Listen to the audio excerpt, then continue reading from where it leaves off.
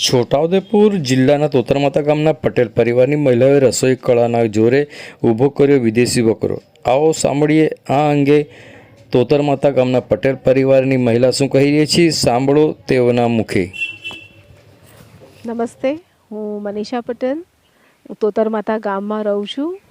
હું અને મારા સાસુ ગીતાબેન મુકુંદભાઈ પટેલ, અમે બંને અહીંયા નાનું ગૃહ ઉદ્યોગ જેવું હોમમેડ ફૂડ્સ ચલાવીએ છીએ, જેમાં ઓથેન્ટિક વસ્તુઓ અમે આપીએ છીએ કસ્ટમર્સને. જેવું કે અત્યારે પાપડીની સિઝન ચાલુ છે, એટલે પાપડીઓ, વનેલી પાપડીઓ અને ચૂલા પર એને બાફીને એને ઓથેન્ટિક રીતે જે પહેલાં કરતા હતા આપણા એન્સર્સ, એવી રીતે કરીએ છીએ.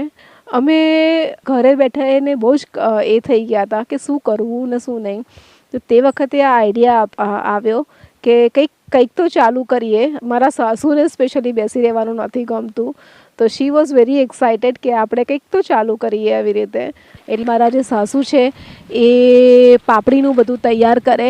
એટલે જે પાણી ગરમ કરવાનું છે, પાણી ગરમ થઈ જાય એટલે પાણીમાં અમે સાબુદાના છે જે રાતે પલાળેલા હોય, અને મરચું છે, લસણ છે, મીઠું છે, એ બધું જ નાખીને લોટ નાખીને એને હલાવીએ. અને પછી એને થાળીમાં તેલ લગાવીને કાચો લોટ એની પર એ કરીને સ્પ્રેડ કરીને પછી અમે લોકો એને બાફવા મૂકીએ. પછી જો આ તૈયાર થઈ જાય, પાપડીનું ગુલ્લું અમે તોલીને જ વણીએ છીએ.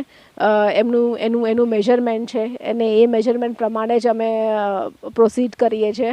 ઓર્ડર પ્રમાણે જ અમે લોકો 5 કિલો છે, 7 કિલો છે, 10 કિલો છે, જેવો ઓર્ડર આવે છે એવી રીતે અમે પાપડીઓ પછી વણીએ. પછી 9:30 વાગે અમે લોકો વાઇન્ડ અપ થઈ જાય છે અમારું પાપડીનું કામ. એટલે પછી એને સૂકવવાનું રહે, એટલે અમે લોકો પતરા ઉપર જઈને એને સૂકવી કાઢીએ. અને એ કામ પતે એટલે અમે લોકો 9-10 વાગે એટલે ઘઉંની સેવો બનાવવાનું ચાલુ કરીએ.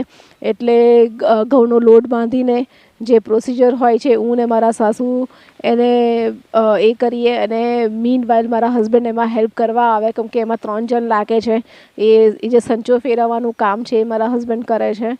અને અમે 2 કલાકની અંદર 5 કિલો અમે સેવો બનાવી દઈએ છીએ, અને પછી એને સૂકવવા તાપમાં મૂકી દઈએ છીએ.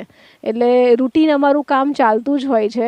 ઘઉંની સેવો ના હોય તો અમે લોકો આપણે બટાકાની વેફર છે કે છીણ છે કે સાબુદાણાની ચકલી છે, એની પ્રિપેરેશન કરીને એનું જે પ્રોસિજર હોય છે એ અમે ચાલુ કરી દઈએ છીએ.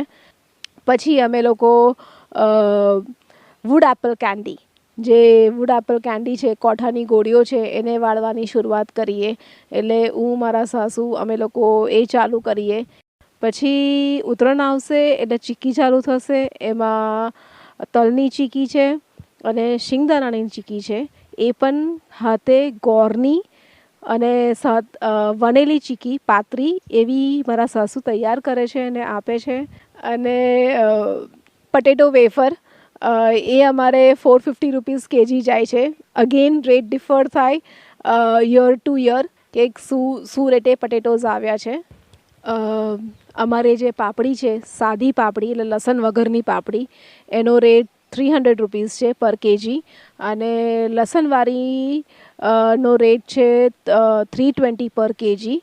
અને આ ડિફર થાય છે એવરી યર, બિકોઝ કયા રેટે ચોખા આવ્યા છે ને શું છે એટલે.